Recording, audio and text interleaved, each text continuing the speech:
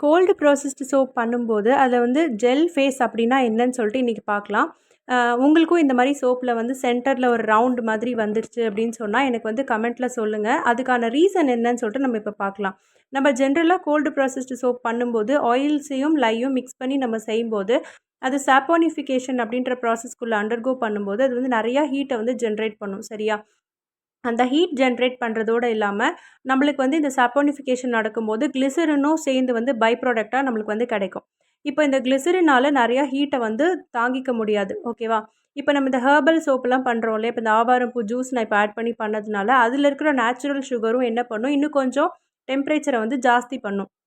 So இந்த ரீசன்னால தான் இந்த கிளிசரின் அந்த ஹீட்டு எல்லாமே அந்த நேச்சுரல் சுகர்ஸ் எல்லாமே சேர்ந்து தான் சென்டரில அக்யூமுலேட் ஆகி டெம்பரேச்சர் காரணமா அந்த ரிங் வந்து வந்திருக்கு. அது தவிர இந்த சோப் வந்து கம்ப்ளீட்லி சேஃப். ரொம்ப ரொம்ப நல்ல சைன் உள்ள சோப் தான். ஓகேவா? கிளாஸஸ் வேணா